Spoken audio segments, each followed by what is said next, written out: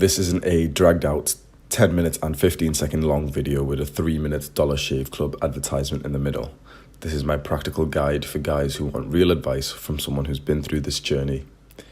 I started weightlifting about 5 years ago with the same goals as you.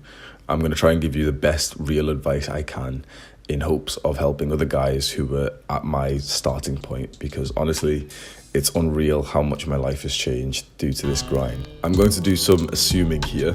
You're a young male aged 13 to mid-20s. You chose this video specifically because it's a guide on building an attractive body. So I'm going to assume that you want to attract the opposite sex and you believe building a muscular body helps with this. I'll just tell you the truth right now.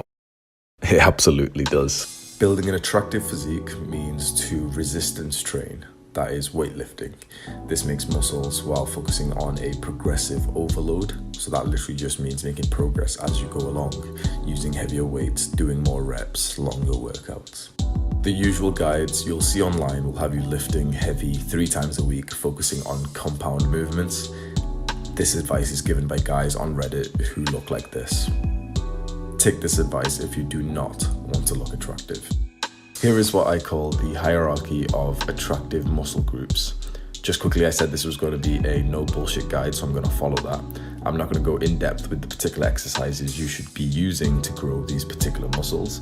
There's literally millions of videos out there that will already tell you this. My advice is to find a credible source of information, such as a scientific research-based YouTuber, and look up their guides on the particular muscle you're looking into. So starting from number 1, abs, the abdominal muscles. This is what symbolizes the Greek gods.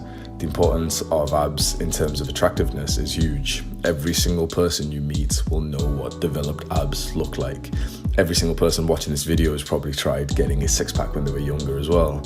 A quick tip here, do a lot more focus on the lower abs. The upper 4-pack is generally built quite well through a normal weightlifting program, but the lower set underdeveloped, and that's the one that really fine-tunes the physique to make it look more attractive.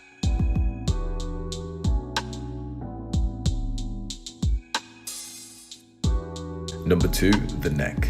I bet you aren't training your neck, and you've probably never even heard of neck training before. This makes an insane difference in your physique, just trust me.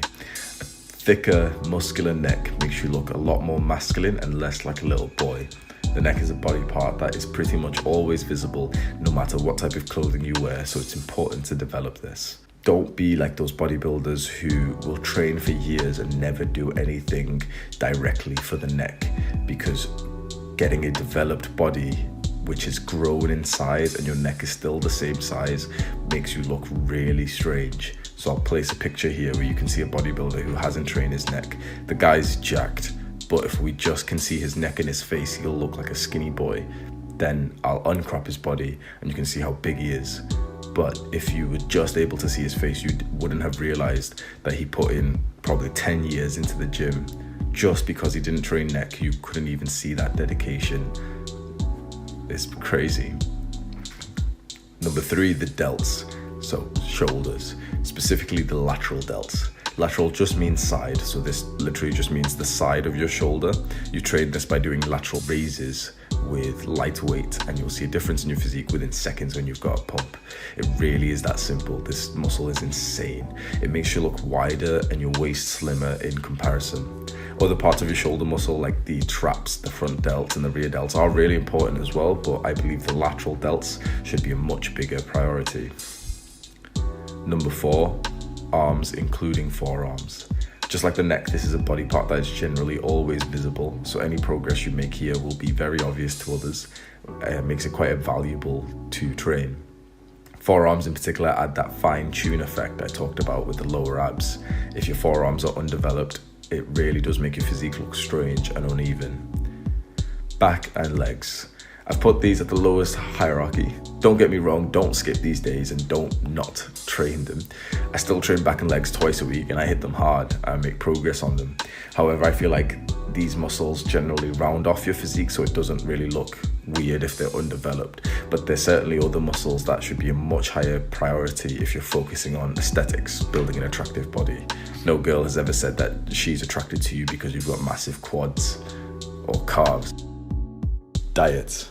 You can get into this to optimize your performance in the gym, but generally a lot of people get off-put due to the diet changes most guides will tell you.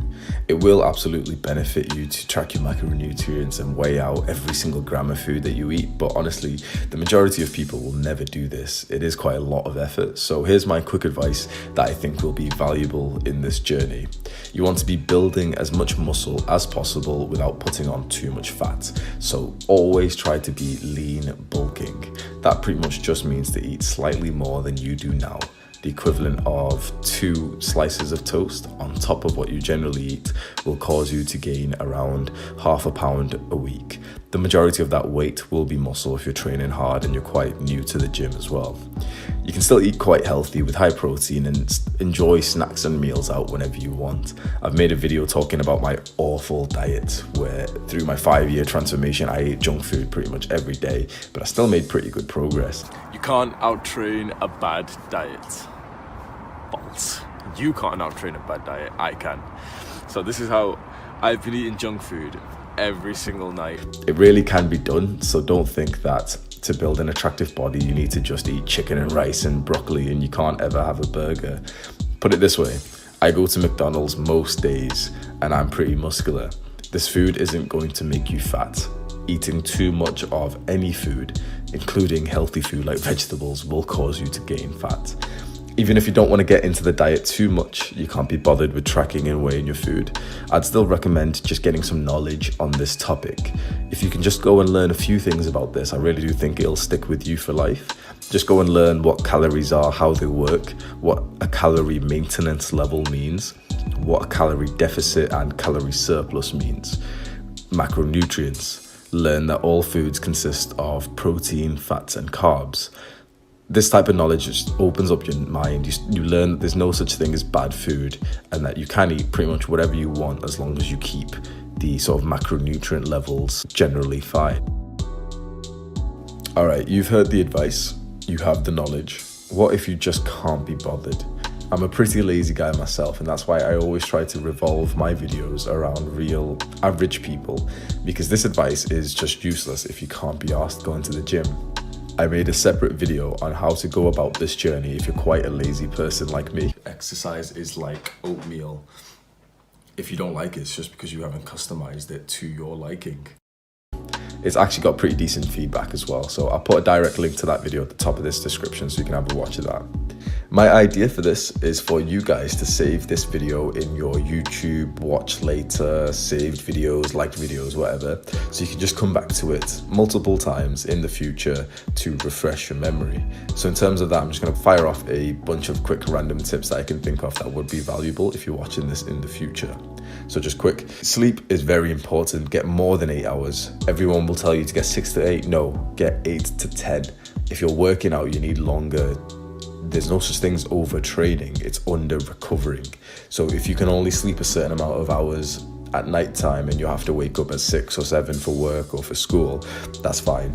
You'll only get 6-7 hours. But when you come back, there's nothing stopping you from just having a half an hour, 20-minute nap and doing that twice. And studies say that that's actually pretty healthy for you as well. And in terms of supplements, creatine, protein powder, vitamin D, zinc. There's some other ones that you can take. A lot of them are just waste money. Any kind of supplement you're getting should be very cheap, a couple of pounds each. Vitamin D, zinc, multivitamins, whatever that bullshit you're gonna buy. Literally search for it on eBay. Don't buy any of those that get delivered to your door and it's customized for men or whatever bullshit. Get the multivitamins that are like 99p on eBay. It's the exact same thing. Vitamin D is like £2 on eBay for like a pack of like 1,000. Zinc is like £4 for like a pack of 100, something like that. Creatine is like £10 and it'll last you 6 months. Protein powder is a bit more expensive. You'll buy it for about £30-50 and but it'll last for like 6 months anyway. Optimize the perfect scenario. So the video that I've linked at the top of the description, I went into this with better detail, but there's always a perfect particular scenario that you'll have a great exercise session in. So the scenario can be changed by the variables. What that literally just means is that there's factors that go into the exercise session, like the music you listen to, the clothes you wear, what time you train, what gym you train, if you train by yourself, any random factor that you think that could potentially affect your session. Just write it down, have a little thought about it, but spend some time on this. What is the perfect scenario for you? Do you want to go to the gym and train at nighttime? Would you train better in the morning, but then would you have to wake up earlier for that, so you'd have to go to sleep earlier? Figure all this out, and then you'll be able to find the perfect scenario, the schedule that works best for you. Cardio doesn't really help with building an attractive body, but it does have good health benefits. Plus, it stops you being unattractive if you can't go up some stairs without wheezing like a smoker. I'm going to end this video with a bit of a motivational speech. I've kept calling all this a journey. That's exactly what it is. This is your journey. You're writing the chapters of this book. Make sure when you look back, you'll feel proud of the effort you're putting in. We all wish we could be teleported back in time and slap some sense into our younger selves and tell them to work harder. Make sure your future self isn't looking back at you today.